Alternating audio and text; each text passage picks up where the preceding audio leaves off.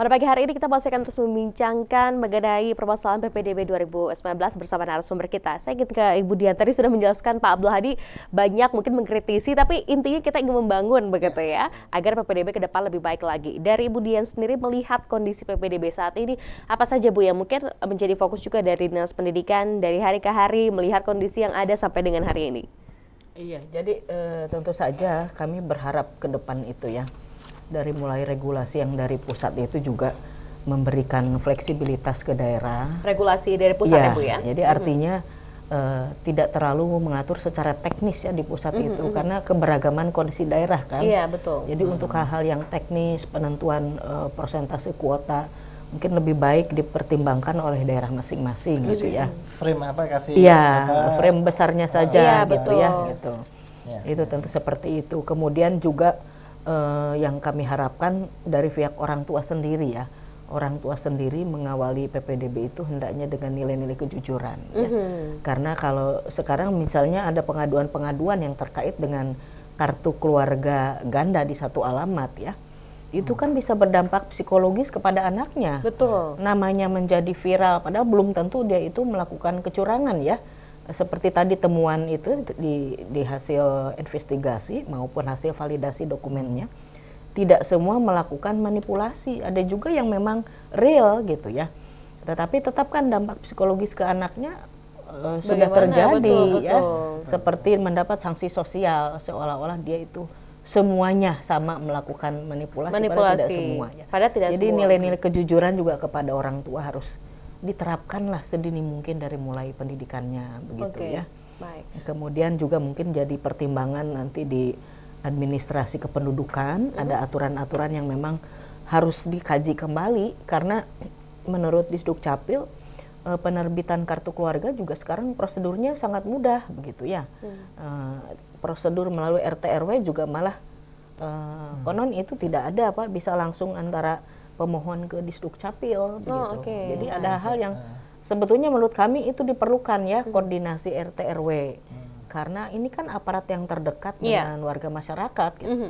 Kalau mereka tidak dilibatkan, ketika kami tanya, Pak kenal dengan ini Pak, aduh saya juga tidak tahu, saya tidak punya datanya. Nah itu kan juga lebih mempersulit ya dalam hal untuk kepentingan misalnya pengecekan warga dan sebagainya begitu ya. Oke, baik. Pak Abdul Hadi mungkin ingin menanggapi yang disampaikan oleh Ibu Dian. Jadi memang tadi saya setuju dengan Ibu Dian dan juga dengan jajaran Dinas Pendidikan. Kita pasca ini kita kumpulkan pointers-pointers sama-sama ke kementerian Ibu ya. Jadi ini bukan pemerintah saja, pemerintah dan dewan ini punya masukan. Nih, kita kasih data, kita kasih masukannya dan kita minta ini diperhatikan gitu. Jadi seperti tadi. Kedua juga penekanan tentang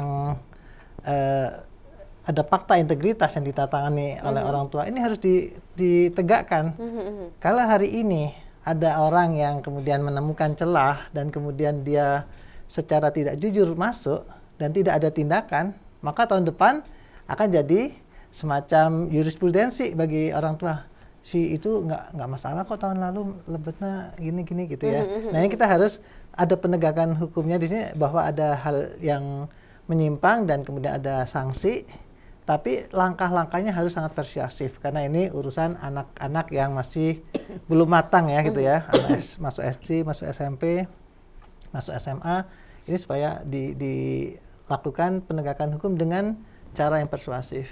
Oke, gitu baik. ya. Jadi karena kalau kita lihat sebetulnya kecurangan-kecurangan yang terjadi ditemukan di lapangan juga kembali lagi kepada orang tua yang akhirnya melakukan hal tersebut. Betul. Sadar tidak sadar tampaknya ini juga pengaruh terhadap anak-anaknya ketika tahu bahwa masuk sekolah karena dengan cara kecurangan begitu ya Bu ya.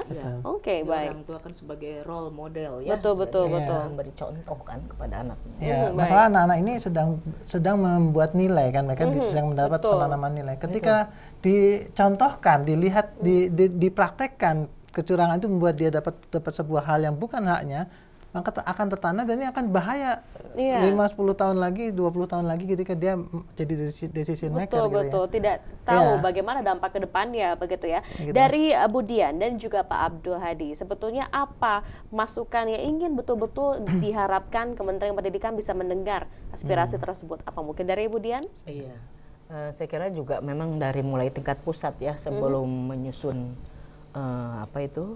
Permendikbud ya, perlu ada koordinasi yang lebih dengan dinas-dinas terkait ya. Jadi sebagaimana dinyatakan di Permendikbud, misalnya saya ambil contoh ya, kartu keluarga atau surat keterangan domisili gitu. Padahal di kota kabupaten tertentu itu surat keterangan domisili itu sudah tidak bisa diterbitkan oleh kelurahan, tetapi di Permendikbudnya yang dilegalisir oleh kelurahan begitu ya. Itu kan tidak sinkron, jadi aturan di pusat dengan di daerah gitu ya. Nah, kemudian juga perlu diketahui penerbitan surat keterangan domisili itu sebetulnya kasuistik jika misalnya kartu keluarganya tidak punya. Kenapa tidak punya? Misalnya hilang ya, ada lapor diri dari kepolisian buktinya, baru dia minta surat keterangan domisili dan bukan dari kelurahan ternyata Pak, menurut Disduk Capil itu harus dari Disduk Capil surat keterangan domisili itu. Bukan dari kelurahan ya. Kemudian kasus apa lagi yang boleh menggunakan surat keterangan domisili? Misalnya dia kartu keluarganya ganti karena ada penambahan elemen anggota dalam keluarga itu. Padahal dia sudah lama domisilinya di sana. Tapi karena kartu keluarganya diganti, misalnya jadi baru beberapa bulan karena tanggal terbit kan dilihat. Betul. Nah itu pun baru memerlukan surat keterangan domisili yang menyatakan sebetulnya warga itu sudah lama. Nah itu juga perlu pemahaman dan antara pemerintah pusat dengan dinas terkait juga harus ada komunikasi sehingga antara permen dengan aturan di dinas lain itu tidak match gitu ya, tidak sinkron. Kemudian ini juga saya ingin menanyakan mengenai ketidakmerataan dari jumlah SMP, SMA di setiap kecamatan ini menjadi pertanyaan bagi orang tua yang mungkin merasa bahwa di lingkungan sekitarnya seperti Pak Abdul Hadi tadi sampaikan ini tidak ada sekolah begitu. Itu bagaimana Bu? Iya.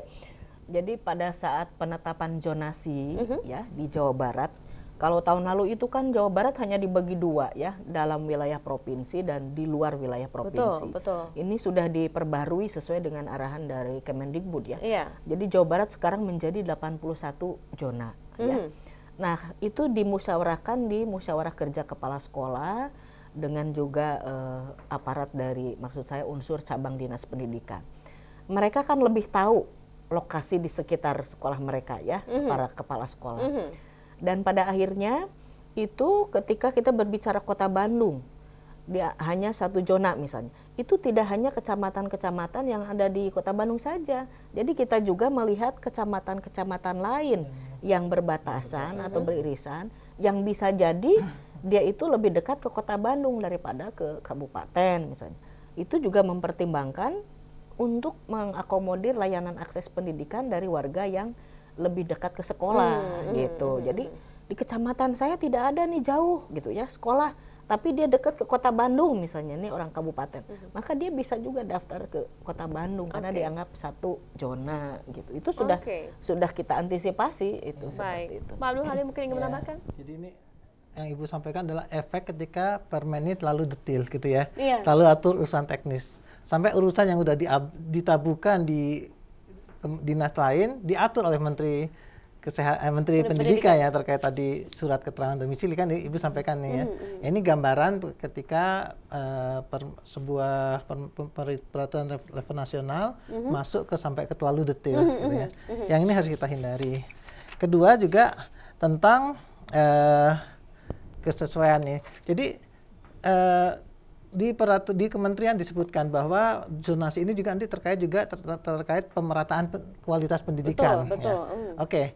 Kalau gitu mohon kami dari DPRD Provinsi Jawa Barat meminta kepada pemerintah pusat, tolong bantu 220 sekolah di kecamatan-kecamatan yang masih blank ini. Sekolah negeri tolong dibangunkan. Iya, betul. Ini butuh ada pemerataan tadi jumlah sekolah begitu ya Pak ya? Kalau Jawa Barat nggak akan cukup biayanya, karena satu sekolah butuh tanah 1 hektar. Tambah bangunannya berapa? 3,5 sampai 4,5 miliar. Total kalau semua pakai biaya minimum gitu ya, 220 dikaliin 7 sampai 8 miliar. Ya, berapa triliun? Tolong dibantu di situ. Kami akan lakukan ketika itu ada. Kami nyatakan kami siap untuk zonasi. Ya, ayo zonasi di Jawa Barat kita lakukan seperti yang Menteri minta begitu ya. Ya ini tolong gitu. Ini kedepannya kami akan ini harus kami sampaikan gitu ya. Jadi zonasi nanti menyangkut juga dengan politik anggaran di sektor pendidikan gitu ya. Politik anggaran di sektor pendidikan. Jadi yang Betul. disampaikan oleh Pak Abdul dan juga Pak Budian bahwa di sini diharapkan nanti masukan dari pihak pemerintah Provinsi Jawa Barat, sinergitas DPRD, Dinas Pendidikan, Betul. kemudian juga bersama dengan pemerintah Provinsi Jawa Barat ini berharap bahwa berbagai permasalahan yang ditemukan di lapangan ini bisa segera dipertimbangkan. Karena sekali lagi dari Budian dan juga Pak Abdul Hadi menyampaikan regulasi dari pemerintah pusat mungkin tidak bisa disesuaikan dengan kondisi yang ada di setiap daerah. Ini perlu pertimbangan lebih lanjut Betul. lagi, perlu dikaji ulang begitu ya. Sama satu catatan kalau boleh. Ya. Jadi kami ketika berkunjung ke Dinas Pendidikan DKI Jakarta, kami terkejut mendengar bahwa Dinas Pendidikan DKI Jakarta tidak menerapkan sistem zonasi. Tidak, oke, Ya. baik. Ini Kok bisa gitu ya? Kenapa Jawa Barat masih harus kalau gitu ya? Baik. Ini perlu sama-sama kita nanti Indonesianya, ya. kaji dan pertimbangan kembali mengenai hal ini. Kita akan masih terus membahas mengenai PPDB di kesempatan selanjutnya. Terima kasih Siap, banyak untuk insyaallah. Budian dan juga Pak Abdul Hadi yang sudah berbincang pada pagi hari ini di iNews Jabar. Dan setelah jeda, iNews Jabar akan kembali dengan beragam informasi menarik lainnya. Tetap bersama kami.